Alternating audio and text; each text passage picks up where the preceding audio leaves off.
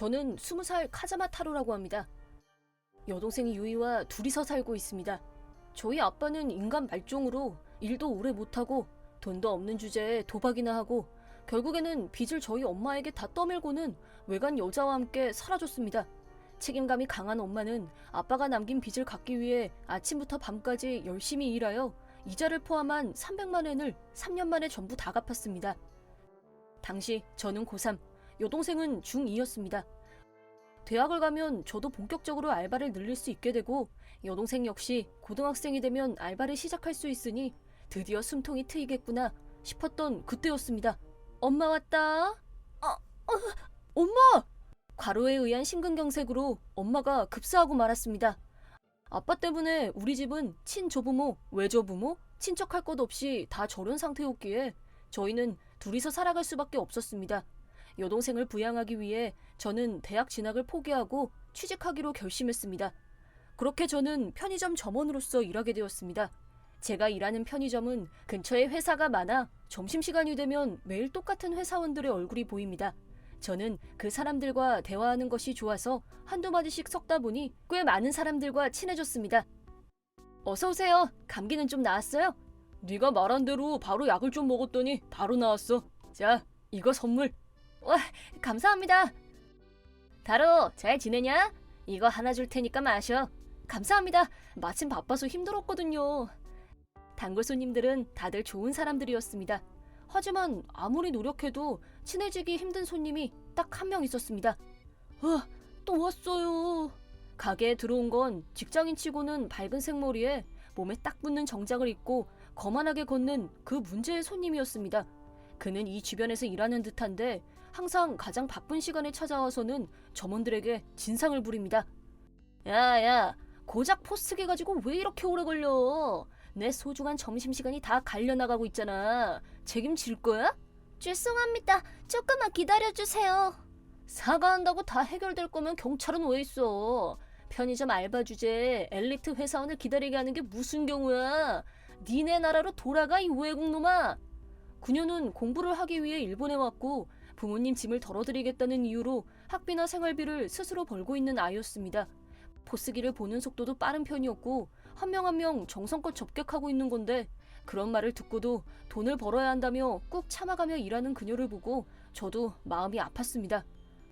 또 한 번은 야, 참치마요가 왜 없어? 죄송합니다. 물건이 다 나갔어요. 가장 인기 많은 참치마요가 다 떨어지다니 재고 관리를 어떻게 하는 거야? 또 다른 날에는 그 진상은 열람 방지용 테이프를 일부러 뜯고 그 자리에서 당당하게 잡지를 읽기 시작했습니다. 여태껏 그의 행패에도 꾹 참아왔지만 저도 결국 뚜껑이 열리고 말았습니다. 손님, 죄송한데 테이프를 그렇게 뜯고 읽으시면 안 됩니다. 뭐? 처음부터 테이프가 뜯어져 있었다고. 방금 손님이 뜯지 않으셨어요?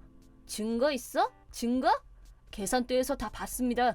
할 게 그렇게 없냐? 그 책은 사주셔야겠습니다. 웃기지 마. 네가 잘못 본 거 아니야. 편의점 알바라 그런가? 머리뿐만 아니라 눈도 되게 나쁜가 보네. 저는 알바생이 아니라 정직원입니다. 편의점에서 일하는 시점에서 이미 하층민 아니야. 완전히 저를 깔보고 있는 그 진상은 가게 안에 있는 모든 점원 보고 들으라는 듯이 큰 소리로 자기 자랑을 하기 시작했습니다. 나는 천하의 K대를 졸업하고 지금은 야마카시 푸드에 근무하는 엘리트라고. 야카마시 푸드라면 저희 쪽에 재료 등을 공급하는 그 회사 말인가요? 그래 임마. 우리 회사에서 상품 공급받고 싶으면 건방 떨지 말고 처신 똑바로 하라고. 고작 편의점 점원 주제에 말이야. 그렇구만. 그 야카마시 푸드 직원이었구나. 야카마시 푸드는 많은 점포를 운영하는 편의점 업계에 많은 상품을 공급하는 것으로 실적을 올려온 회사로 저희 편의점과도 깊은 관계에 있는 회사입니다. 게다가 K대라는 눈부신 학력, 잘난 척할 만도 합니다. 그렇다고는 해도 이렇게 방치해둘 수도 없었습니다. 다루야, 그 왜 자주 오는 젊은 남자 누구야? 나 보다가 진짜 손 나갈 뻔했어. 열심히 일하는 사람한테 그딴 말을 하는 놈은 정상이 아니야. 단골 손님들의 불평도 늘어만 갔고 무엇보다도 열심히 일하는 동료들이 힘들어하는 모습을 더 이상 보고만 있을 수 없었습니다. 그래서 저는 직속 상사에 해당하는 구역 매니저 수고호 씨에게 상담을 요청했습니다. 수고호 씨는 제가 이 회사에 입사하기 전부터 집안 사정을 포함해 여러모로 상담을 많이 해주신 은인입니다. 저는 지금까지의 일을 다 전했습니다. 더 이상 멋대로 굴게 내버려둘 수 없을 것 같은데 어떻게 하면 좋을까요? 그 사람 이름은 알아? 아마 데키토였나 그럴 거예요. 목에 걸고 있는 사원증에 쓰여 있었어요. 알겠어. 알바생들을 포함한 스태프들의 사기는 유지할 수 있겠어? 네, 다행히 단골분들이 많이 응원해주셔서 어떻게든 돌아가고 있어요. 그 가게에 너를 배치시키길 잘했어. 네? 그게 무슨 말씀이세요? 너의 그 인간성이 언젠가 네 가장 큰 무기가 될 거야. 언젠가 알게 될 거야. 그 데키토라는 인간은 그냥 내버려둬. 곧 그런 짓도 못하게 될 테니까. 그게 무슨 말씀이신지... 지금은 몰라도 괜찮아. 그것보다도 그 남자 때문에 우수한 스텝이 떠나는 일이 없도록 케어하는 데에나 더 집중해줘. 알겠습니다. 그 다음 날부터 저는 수고호 씨가 말씀하신 대로 데키토가 뭔가 불평을 하면 바로 제가 직접 응대했고 타이밍을 놓쳤더라도 끼어들어서 커버해주기도 했습니다. 하지만 데키토는 변함없이 매일같이 진상을 부렸고 제가 곧바로 제지하다 보니 그게 안 입고 와서 그런 건지 폭언이 한층 더 심해지게 되었습니다. 하지만 수고호 씨에게 상담을 한 지 일주일이 지나자 상황은 크게 바뀌었습니다. 그날도 항상 그래왔듯 데키토가 혼잡한 계산줄에 서서는 또 불평을 털어놓고 있었습니다. 그러자 곧이어 야 데키토, 너 임마 뭐하고 있는 거야? 부장님? 야카마시 푸드의 부장이 직접 가게로 찾아온 거 아니겠습니까? 네가 이 주변 편의점에서 온갖 진상짓을 다 하고 있다는 클레임이 들어왔어. 그 순간 저는 수고호 씨가 움직여주었다는 걸 알 수 있었습니다. 설마 이런 식으로 부장이 찾아올 거라는 건 생각도 못한 데키토는 점점 얼굴이 창백해지더니 이내 변명을 하기 시작했습니다. 아닙니다 부장님. 이 사람들이 일을 똑바로 안 하길래 살짝 지도를 하고 있었을 뿐이에요. 상품을 사주시는 고객분들께 지도를 한다고? 작각도 적당히 해야 할 거 아니야? 그래도 이 인간들은 멍청하니까 편의점 알바나 하고 있는 거 아니겠습니까? 그러니 저 같은 대졸이 딱 군기를 안 잡으면 저희 상품도 안 팔릴지도 모르겠다 싶어서.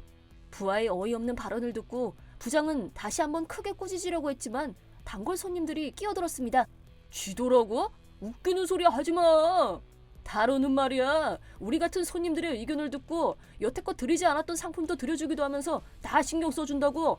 K대를 나왔든 어쨌든 남에게 상처나 주는 너 같은 새끼보다는 타로가 훨씬 더 나은 인간이야. 니들은 뭔데? 제대로 된 대학도 못 나왔을 놈들이? 적당히 안 해 이 새끼야. 명문대 나왔다고 그게 뭐? 현실을 보라. 지금 네 편을 들어주는 사람이 여기 한 명이라도 있냐? 데키토는 당황한 표정으로 주위를 돌아보았지만 어느샌가 자신이 수많은 단골 손님들의 눈총을 받고 있다는 걸 알아차리고 고개를 떨구고 말았습니다. 앞으로 다른 거래처에서도 네 업무 태도에 대해서 물어볼까 한다. 결과에 따라서는 그에 합당한 처분을 받을 각오는 하는 게 좋을 거야. 처분이라니 어떤 처분 말씀이십니까? 뭐긴 임마. 모가지 잘리지 않으면 다행인 줄 알아. 진짜요? K대 나온 제가 해고라뇨. 네 출신 대학 2번 다시 입에 담지 마라. 내 모교이기도 하다. 네, 부장님 K대 출신이십니까? 그런 말씀은 한 번도 하신 적 없잖아요. 네 상사분은 그딴 게 아무런 도움도 되지 않는다는 걸 아시니까 그런 거지. 참고로 우리도 W대 출신이라고. W대? K대랑 어깨를 나란히 하는 그 명문 사립대? 그딴 건 하나도 중요하지 않다고. 알아들었으면 한번 크게 혼나봐. 데키토 완패. 그 이후 데키토가 저희 가게를 오는 일은 없었습니다. 감사합니다. 스고호 씨가 손 써주신 거죠. 야마카시 푸드 사람들과는 자주 어울리니까 살짝 귀띔을 해줬지. 데키토 씨는 어떻게 되는 걸까요? 해고는 면했다고 하던데 대신 시골로 자천된다더라고. 그렇군요. 그건 그렇고 내년부터는 너도 구역 매니저야. 기대 많이 하고 있다. 네, 감사합니다. 참고로 저는 사원이라고 말씀드렸는데 저희 편의점에서는 입사 후 2년간은 편의점 점포에서 연수로서 알바생들과 함께 일하도록 되어 있고 내년에 저는 구역 매니저로 승격하게 됩니다. 그리고 1년 후 저는 구역 매니저로서 지금껏 일해온 곳보다 조금 더 시골 마을에 여러 점포를 담당하게 되었습니다. 바쁜 정도야 이전 점포만큼은 아니지만 그만큼 이 지역의 취향에 맞는 상품을 고르는 것이 꽤나 힘들긴 합니다. 반드시 차를 써야 하다 보니 편의점보다 근처 마트를 가는 사람들도 많기에 고객들과의 활발한 커뮤니케이션을 통해 그 지역에 적합한 가게로 만들어 나갈 필요성을 느꼈습니다. 좋아, 한번 해보자고. 구역 매니저는 기본적으로 각 점포를 돌며 재고사항을 체크하거나 캠페인을 할 때마다 가게 레이아웃을 점장과 함께 구상하기도 하고, 또한 거래처와 교류하는 것도 저희들의 업무입니다.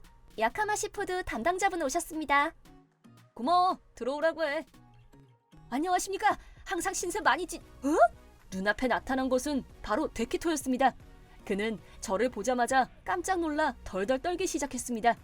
아이고, 데키토씨, 부서가 바뀌셨나봐요. 너 때문이잖아. 왜 내가 이딴 시골에... 제가 뭘 잘못했다는 거죠? 못해 먹겠네. 결국 데키토는 고학력인 본인이 왜 이런 시골에서 덜 떨어진 놈들한테 고개 숙여야 하냐며 때려치고 말았다고 합니다. 하지만 그 다음 담당이 되신 분의 말에 의하면 그 막 나가는 성격 때문에 아무 곳에서도 받아주지 않아 지금은 대낮부터 술을 마셔가며 난 K대야, 대단한 놈이라고 라며 발가벗고 난리를 치고 있다고 합니다. 설령 아무리 대단한 대학을 나왔다고 하더라도 사회로 나오면 모두 다 같은 인간입니다. 항상 감사하는 마음을 가지고 겸손하는 것이 중요하다는 것을 깨닫게 해준 사건이었습니다.